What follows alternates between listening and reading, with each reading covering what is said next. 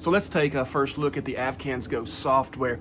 They haven't done a whole lot of updates since they first released it. We're still on 1.0.2, I believe. But when you look in the camera firmware itself, the camera software itself, you're going to see a 1.0.4, I think.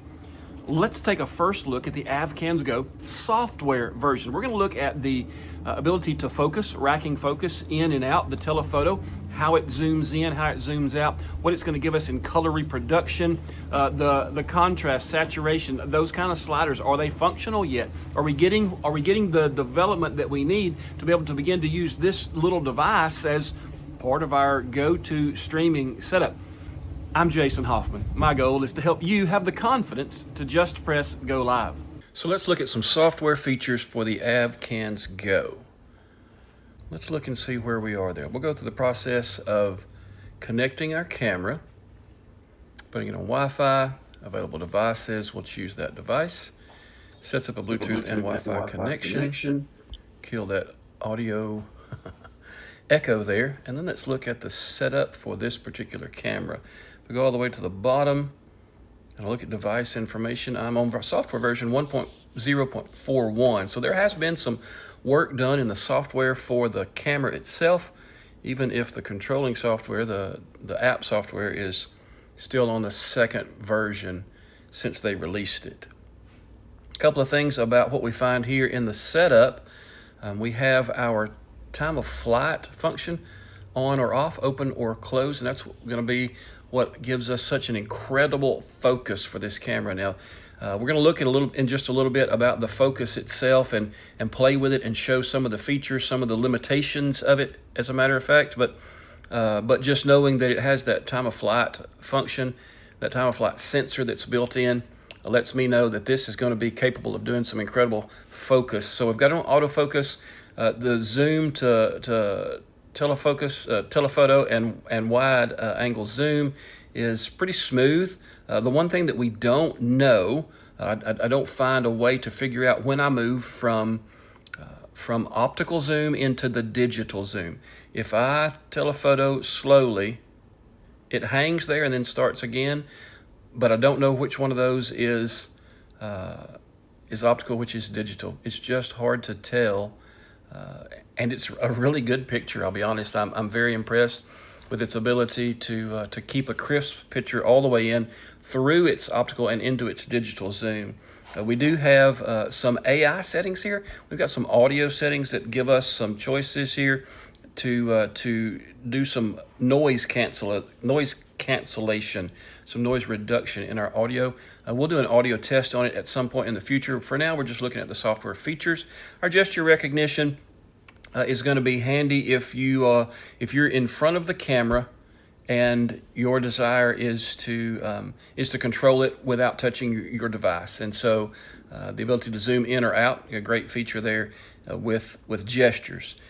NDI is built in, does not cost extra. That's always a great thing to know and to have.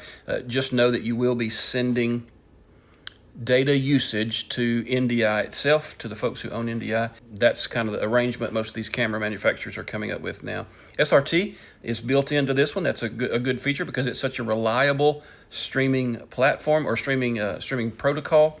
Our HDMI output format going to let me go all the way up to the 4K there, which is really nice. I appreciate you being able to go into another device, into a control device like the Mailbox Ultra maybe, as a 4K camera. That's very, very nice.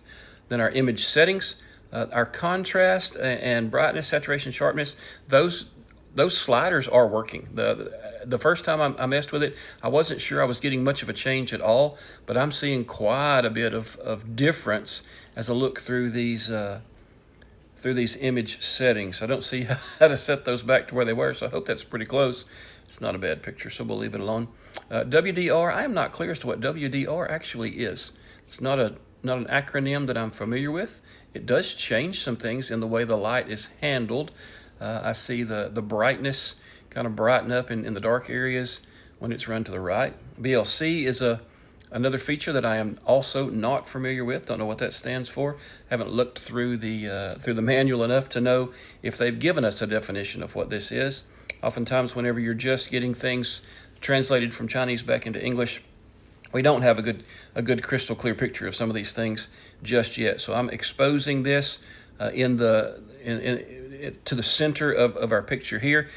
You've got some other choices there. Scene selection, we've got live or normal. Not wording that we're always familiar with in looking at our other camera softwares. Some of the wording here is just a little different, and so you just kind of have to play with it and figure out what's going on there. When we look at our USB host, we've got UVC there. That's nice. PoE adapter is available, and we'll be running one of those into our. Let's see. I can probably run that into my OBSBot Talent here pretty soon and get that taken care of. Back to our device information. You can look at what the software version is, what your battery is. Rename it if you want to. It does give you the IP address. Checking for updates does not yet do anything. That button does not tap when I try to tap it. And then you've got your two options down here that are in Chinese, and I don't have anything there, but when I tap on this very bottom one, I do get my Alive settings. So that's where that one is. I mentioned the first video that I didn't see that anywhere. It's actually that bottom option there, and I can stream in all of these different resolutions. The audio source, I'll show you where that shows up in just a second. Volume level. But there's where we put our stream key and our stream URL into our live settings. Okay, so let's go back out of the setup into our main screen. And the idea that we have a zoom function on the top level of the main screen is really nice. I really appreciate that they gave us top level control of this. If I tap this button, I'm going to open up the monitor so it comes through the device speaker, and of course that creates an echo anytime you're trying to do that. Just for a couple of seconds, you can see if you've got any audio, but you should be able to see it just by the visual audio meter there instead. We do have an audio button, and that takes us right back into those live settings. So that's actually in two spots, and this time it's showing me what my audio source is. Put in my RTMP address and key, and I'll be good to go there. The wheel here shows me setup or remove. We just left the setup area. And then finally, we have the full screen here. So it's going to give me the ability to go full screen on the device that I'm on, that I'm controlling this with, which is nice. And so now I have a much bigger view of what we're talking about. Okay, so let's play with it a little bit in terms of focus. So right now, the tree is what it's choosing to be in focus because it's in the center of the picture. If I pan this camera over a little bit, it's going to bring that smaller tree into focus. That's moving into the center of the picture. And so it chooses to go ahead and focus on that tree instead of the tree that's further away. So you can just see it racking back and forth. Does a really good job of finding the object that it chooses to focus on. Not that you can have any kind of control of that without panning. I can't tap on the screen and tell it to focus on something different. It'd be nice if I could, but as of this level of software, I can't. You can just find where that spot is, and it's obvious. It's going to go from one to the other just with that little bit of panning each time. All right, so let's have it be focused on. See if I can do it this way. Have it be focused on the little tree. We will zoom in past it. And notice it stays focused on the little tree. Right there to the left, the little tines for what would be the artificial limbs there, and the big tree, even though now it takes up the vast majority of the screen, stays out of focus. And so in order to change that, if I want to zoom in, I can go back into the setup, and I can take my autofocus and put it to manual, and I can tell it I want it to go and rack over there to the bigger tree, bring it into focus, and it's beautiful, but it's not going to do it automatically if I'm panning across and it is already, if I'm zooming in instead of panning across, it's not going to automatically change the focus. So that's just one of the things that you have to work around if you're going to be using this and zooming past something that's nearby already in focus. The only other option we get on the screen is the adding another camera function, and as of now I don't have any other cameras, so it's just going to look for available devices. Now, even though you can set this camera to NDI, this software will not bring in another NDI camera. So even though I have one of my Mevos close by with NDI turned on, it does not recognize that. So it's still a closed system as far as bringing cameras into the software, but the camera itself is open in that it's NDI, so it can be used in other softwares. So what do you think? What other features are we going to need to see before we can trust this Avkans camera to be part of our go-to live stream setup? Do we need to see more bells and whistles?